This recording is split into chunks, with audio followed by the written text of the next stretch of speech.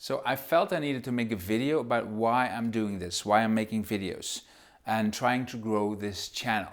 I mean, it's not even a real channel yet, right? But yesterday news came in that 19 kids were shot in the US. And we have the war and the inflation, and we had the COVID situation, and I constantly see people around me going with the drama and feeling so much anxiety and anger and frustration, because if you focus too much on the news, then you lose contact with you, with who you are. So the question about why I'm making these videos became even more pressing, right? Like, how can I help? And so the easiest thing would be to inspire you, like so many spiritual teachers do, like love and light. But in my opinion, scrolling Instagram all day with all those inspirational quotes, that's not going to bring you real change. In fact, maybe the opposite. And if anything, we need change and growth. And if you want that, then this video is for you, because I want to share something very personal about my own journey that I hope might help you. Because I think it's interesting that I got my deepest spiritual awakenings when I went through the most dramatic period of my life, like we have now, but on a much more small personal level. So let me share that, and I hope it will help you. So just to give you a little background, since I was 22, my only goal in life was to be enlightened. So I know, I was like a freak, right? So I meditated hours a day, and I believed a lot of the BS that people in the spiritual space will tell you. Like, enlightenment means love and light, and it means that all your troubles are over. Yeah, you have this equanimity and peace all day long, and you don't have these nasty human emotions anymore, like that, right? And in fact, they didn't say literally, but it was like, when you're enlightened, you become this perfect, godlike being, and in fact, you stop being human. So I was going for the love and light, right?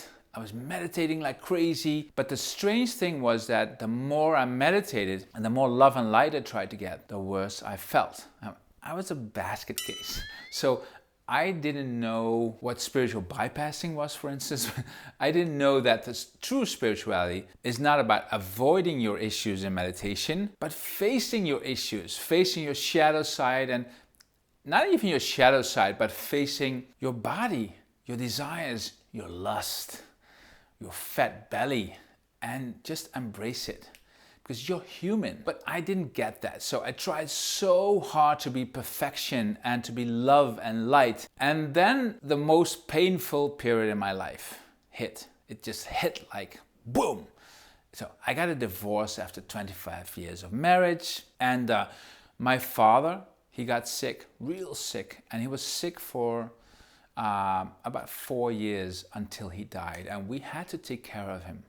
And which it was very rewarding, but it was exhausting as well. And I was a successful screenwriter in the Netherlands, but a movie producer started blackmailing me, so I had huge financial problems. I can laugh about it now, but it was hell, right? And that was all at the same time.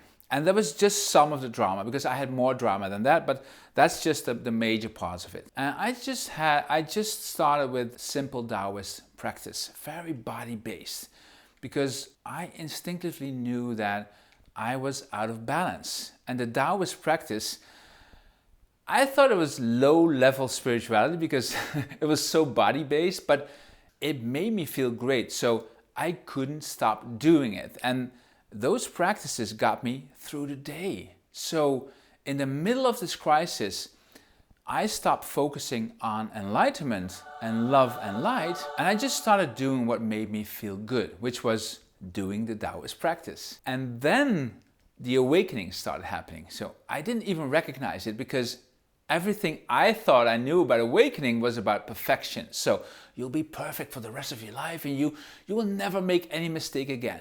That's bullshit. So when the awakening started happening, I didn't recognize it. I just thought I feel really, really good. That was because I got rid of the bullshit. Because true awakening is becoming who you are. And only many months later, I read 2 books, and they talked about these deep spiritual experiences. And I thought, I was reading that, I was like, that's me. They describe exactly what I experienced in my meditation and Qigong. And it literally said in one of those books, like, that is spiritual enlightenment. I was like, okay, I'll take that. And the interesting part is that I had stopped focusing on awakening. I let it go. But that was the awakening. So when you drop the mental concepts and you stop focusing on the fantasy of your ego about what spirituality is, that is the awakening. And you are free. You're just you. So I thought, like, I want to share that with as many people as I can, right? I wrote a book about spiritual awakening, and I got interviewed by a famous Dutch DJ who has a podcast about spirituality. And it was a great conversation, but at the end, I wanted to tell him that if you want spiritual awakening, then, and he said, stop. He said, I'm not interested in spiritual awakening. I was like, what? All this guy talks about is spirituality all day long, but he's not interested in the goal of spirituality, awakening. And then it hit me like, no, of course not. Because most people, just like me, they're just trying to get through the day. You don't have to focus on awakening. In fact, it might be the best thing you can do, because then you won't believe the bullshit that people tell you about awakening. But, however, there's a big but here. Okay, so that's why I'm saying being inspired is not enough. I didn't get my awakenings because I didn't do anything. I was committed to a practice every single day of my life, right? I was committed 100% to change my life. So just talking about spirituality, it is not enough. Being inspired is not enough. I think there's two kinds of people. People with a growth mindset, people who want to change, and people who don't want to change and they're just complaining. And whatever happens in the world, they go with the drama, because if you're committed to your own change, you're not going to be watching the news all day. You don't have time for that. You're committed to change. And that is exactly why I'm not doing Instagram anymore. Is all these inspirational quotes all day long, like 24/7. If you need to be inspired by other people 24/7, to me that means you're just lazy, because you don't actually commit to changing yourself. It is a hard, ugly truth, but I need to say that because I don't want to bullshit you. I don't want to waste my time or your time, and that means I need to tell you my truth 100%. And that's about commitment. So my guru, Paramahamsa Hariharananda, a long time ago. So most of his students, they lived in New York or Europe. And he made us fly all the way to Homestead, Florida, just to be with him. And during meditation, he would always say two things, always. First one was, he had this singing voice, because he was like drunk with love and bliss all day. So he always said, like, you've come from the long distance. So he wanted you to know that you need to be committed to doing this. You need to travel this long distance, so I know that you're committed.